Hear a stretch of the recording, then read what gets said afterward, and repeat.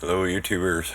Okay, let's get your SDR Sharp, and if you got an LNA, get your BT drivers and get those up and running for you. Maybe get your dongle working.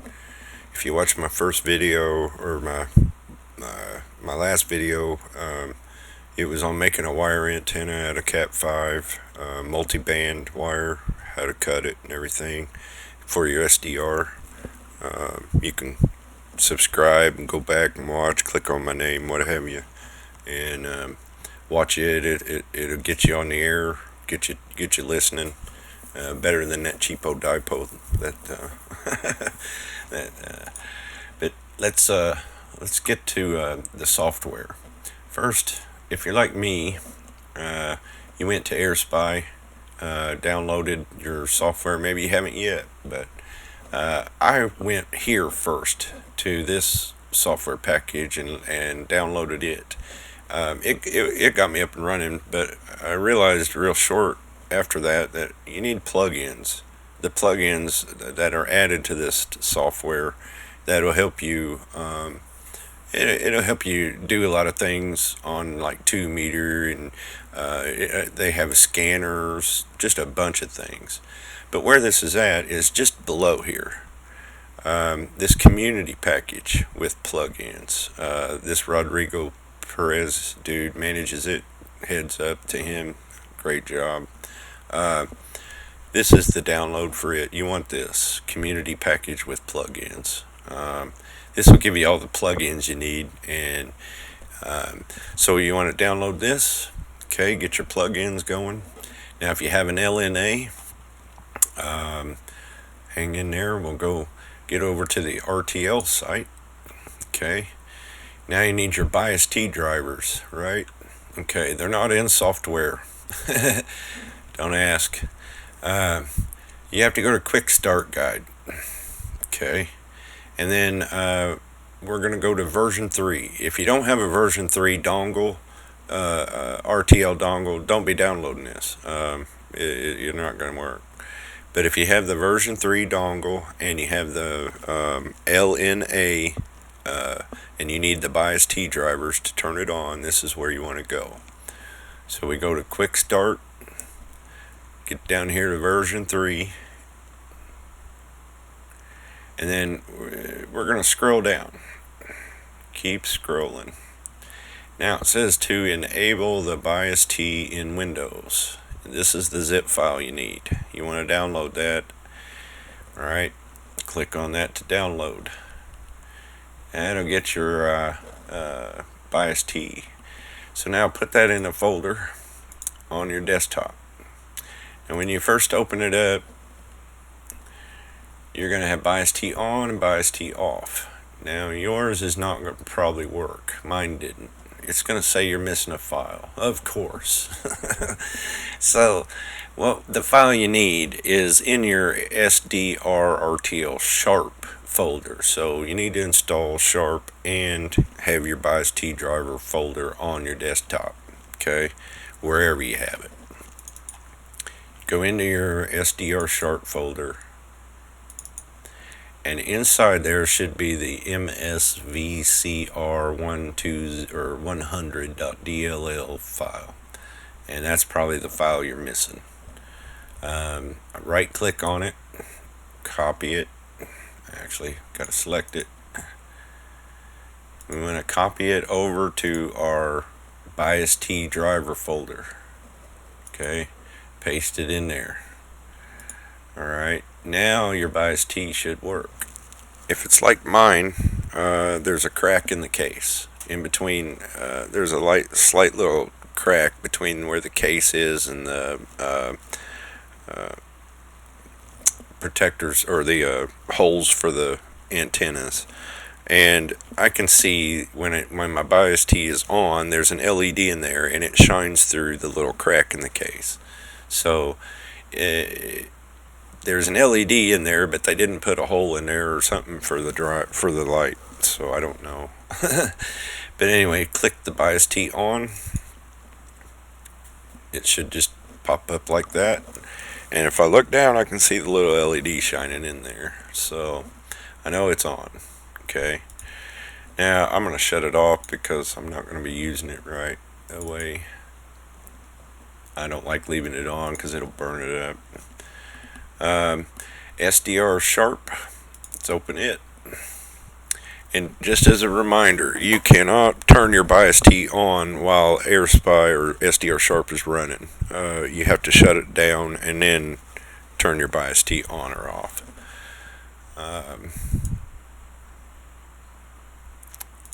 Okay, so you're going to open up your SDR Sharp.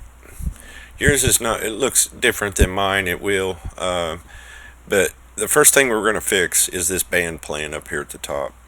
This is annoying. It's down here on your guys' screen, I guess. They put it down there and it's right in the way of the scope. So we're going to fix that. We're just going to do this right now. Now, everything I tell you, if you step through with me and you click as I go or whatever, there's a purpose for all this. And we're going to save this layout, okay? Because it's a hassle when you fire up SDR Sharp. If you don't save your layout, it's going to default every time, and then you got to worry about coming over here and opening up everything that you want to have open. It's a hassle. So everything we open here and do, we're going to save. So let's go over to the band plan, okay? That's this bar that has the 80 meter, the band plan. We're going to move it from the position from bottom to top, okay? Switch that to top. You can show it on the spectrum if you want, and it shows it in behind the in the background of the. For some reason, it didn't do it on mine. Wow. But yeah, it shows it in the background, and it gets in the way of some features that you're going to need over here. So that's why I put mine at the top. If you don't want to run it, you don't have to, but that's just a little hint for you. But anyway, let's go over here now that we changed that. Actually, let's show you the what I do is I auto hide everything. I don't want it docked. Okay, so we're going to click that and it says dockable. I don't want it docked. That means it takes up my screen. So I'm going to auto hide it. That means if I move my mouse over to it, it pops out like a pop-up, and then if I pull away, it goes away, but it stays there. Okay, so everything we click on, we're going to do that too. So let's go over here because yours probably don't have what I got. We're going to go over here to audio. Okay, there's a filter here, filter audio. If it's on or check marked on yours, uncheck it. It will take some audio away on weak signals, and it's kind of a nuisance. But you can try playing around with it if you want. At your own risk. Auto hide. Okay. Put that away. And yes, I made my mouse big because I can't stand people that make a video and the mouse is like super tiny, and you gotta almost get to the screen to see it, to what they're clicking on. So I made mine big for everybody.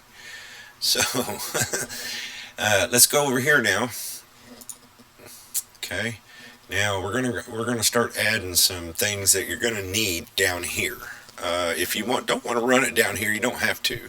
You can put it over here in your window, and I'll show you. First thing we're going to need is our audio processor. Okay, now we're going to click this button right here, audio spectrum. That's going to take it away or put it down there. Okay, alright, that's all it does. So this is the one that you want to keep down here. This is the one you're going to filter with while you're trying to get a weak signal in, if you're searching for weak signals such as that. So what we're going to do is tell it to auto hide. Okay, now we just put it over here. That's all we did. It's audio processor, one of these. But yeah, it's sitting over here now amongst these others. So the next thing I want you to do is make sure that you select your source. Okay. select your source. Sorry, there we go. Your source will pop up, and you want to make sure you select your dongle in the USB, the RTL-SDR USB. Okay, and of course we can make that auto hide. That makes sure that you selected your dongle and that it works. Okay. Now the next thing we're going to click on, okay, is the let's see, audio processor. Yep, that's the one we already did. Okay, and make sure you put that in your spectrum if you want it down there. You'll be clicking on it a lot. You can set it at another location, left, right, up and down, whatever. Okay, but this, just so you know, that this little plug-in right here, the audio processor plug-in, that had to be written into that plug-in. Not all plugins have that. Okay, so not all plugins will just pop up down here. So that's just the support from the community. So can't bitch about that. Anyway, so that's this is the one you'll be using a lot. Okay, we're just going to auto hide it. Okay, because it's right down here. This is the same one that we were just looking at. And you want to keep that down there if you want. You can put it off to the side if you want, but you're going to need it. Then we're going to go down to the next one we're going to need, and that's your notch filter. And let's see there it is, IF processor. We're going to click that, and it says IF spectrum, right? Show on main spectrum. Okay. Right, we're going to leave that show on main spectrum, and then we're going to come down here and click this IF spectrum, and as you can see, it takes it away from the screen at the bottom and adds it. Okay, and you can select before or after. I'll explain that, and then of course the position of it down at the bottom, and then we're going to auto hide, of course, every time auto hide. I'll tell you why. I'll explain why. Alright, now we're going to go back up here again to the top. Select what our next, if you do 2 meter, you can use the CTTS decoder, and it will detect and grab the tone squelch stuff and allow you, do all that for you. So that's a good one to have. I always auto hide it, set it down there. What it does when you auto hide, it puts it over here in the bar. Okay, all right. They don't all go over there. A lot of them stay over here. But you also have a frequency scanner, and this is another one you're really going to need. You should use it. It'll scan for you. It's kind of a cool little tool. You can set it up and scan like any band in that you want. Just set the limits, configure your ranges, and let it go. And it just sits there and runs back and forth. It's kind of cool. That one's a good one. Of course, we'll auto hide. Now, you also want your frequency manager. And this one here is where you can store all your frequencies and anything that you want to save. It gives you different groups. I've added some groups, 2 meter, 80 meter, weather, yada yada, just to show you. But what it does, it has the favorites here, okay? And whenever you make a new one, say you're on a selected frequency that you want to save, okay? You can select whatever, name it whatever you want, okay? I'm just going to show you here. But right here, favorite, make sure that's checked. Because when you check that, and then I'll show you on the 80 meter scale. Oh, sorry. Cancel. On the 80 meter scale, what it will do, it will put a blue line through there and allow you to move your cursor, you move your frequency if you want, just by clicking and jumping. You can kind of see where you're at, and that's a nice little feature. I like that, and it works pretty good. But then you can also, like I said, you can make them for the different meters and different. If you're just short waving it, hey, make just short wave ones. there's a cool little, a nice, of course, auto hide. There's a nice one in the main menu down here, and this comes with Magic Eye. That is for, if I remember right, adding experimental plugins or something to that effect. That one's kind of cool. That one there, I know is useful for a lot of people. But the one you want to look at is the shortwave info. Uh, it Sorry about that. They pop up. If you enable this, it gives you info of what you're searching. If you click on a frequency, that one's kind of cool. I like it. Sometimes it freaks out and just tells you BBC blocked. I don't know. It's kind of weird. Maybe it doesn't have a lot of support, but it's there anyway. But yeah, that'll get you going. And what you want to do, okay, is go through there, take your time, pick these that you want, okay, that you want all on your sidebars there, right? Because every time you fire up SDR Sharp, it's going to default to its default setting, and you're going to lose all this that you put out here and got all this work you did. Even the band plan will change. So it'll move back down here to the bottom, like from here to here. So this is how you fix that. So you get everything set up. I wouldn't even turn it on yet, to be honest with you. Just like I haven't even turned this on yet to play.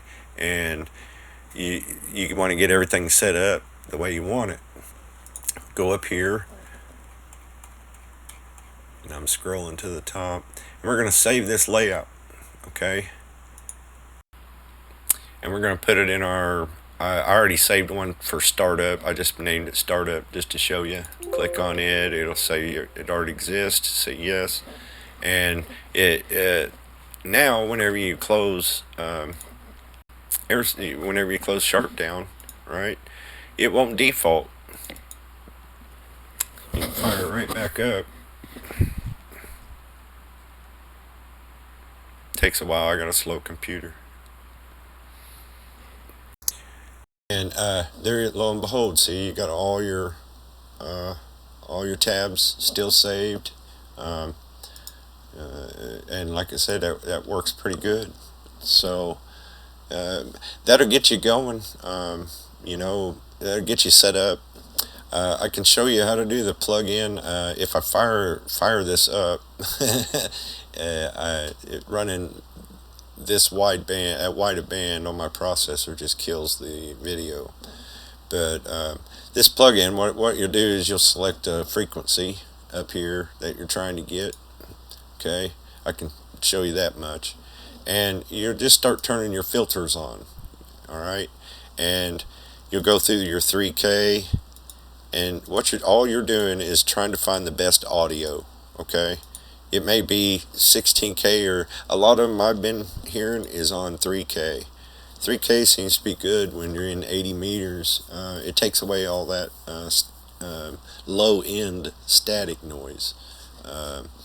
And you can also use your de-emphasizer. What this does is, you'll notice the more you click it, it goes from 1 to 5. The more you click it, you'll notice your static level drop.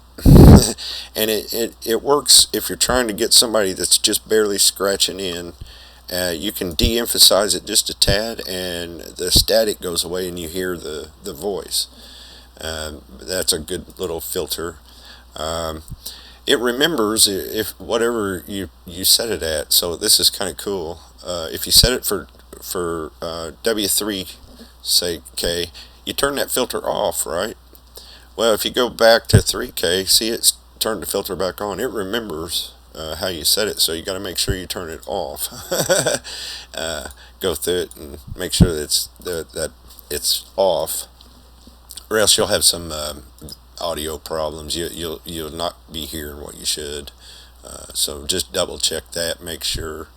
And then over here on your offset, you really won't use offset that much.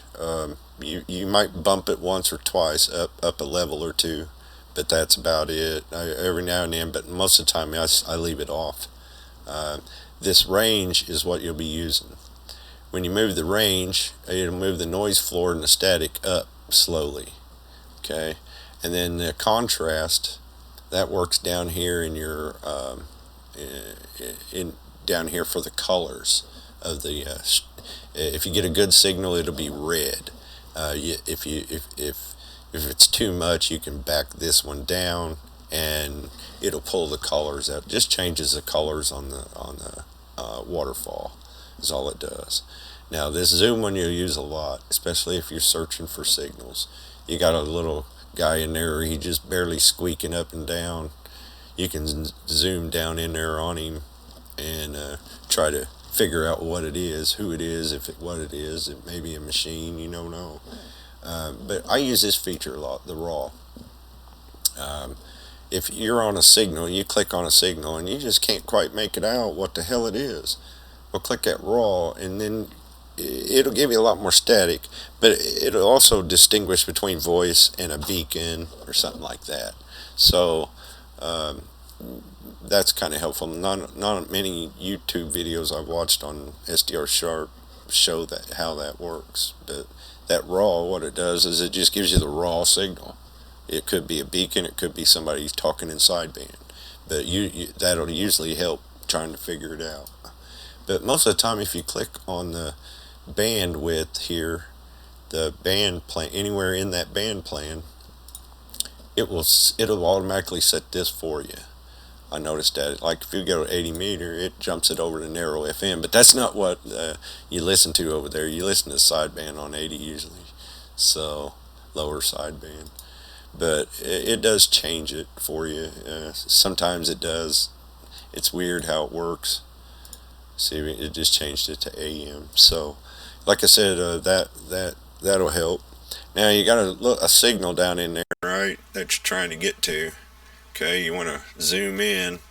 Okay, and all I'm doing is moving that mouse over to that area of zoom, and then I'm using my scroll wheel up or down, and that'll help you find a signal. But basically, you can change your bandwidth here. You can narrow it down, and a lot of times if you have too much bandwidth in there, you're just getting nothing. You see a signal, but it's like garbled or something. It's too much bandwidth. Bring it back down. That's pretty much how you can do it. Usually, on AM shortwave, you run at about 11 and a half, 12, somewhere in there, you'll be fine. You get down into medium, you might have to adjust that into medium wave. Okay, let's go over here and I'll scroll the mouse and we'll pull our scope back out. Okay, these are some favorites I found on 80. That's in the frequency manager. Okay, and there they are. When you add them in, it puts a little blue bar up there, but that's all that is. And you go down into medium wave. This is where your AM stations are usually, right in here, and then you won't be much down here unless you got an antenna for that. But yeah, other than that, that's pretty much an overview and how to set it up and get you going. I'm not going to start mine.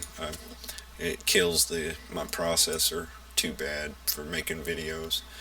But any other setting that you need, you pretty much are going to have to dig through each one of those plugins, because look at all of them. I mean, that's a lot. I've just got into a few of them. I know there's some DSD Plus here, DSD interface stuff that people use. You can even use this for the tracking the airplanes. All kinds of stuff in here, man. Everybody's writing stuff for these dongles, so this is getting hot. So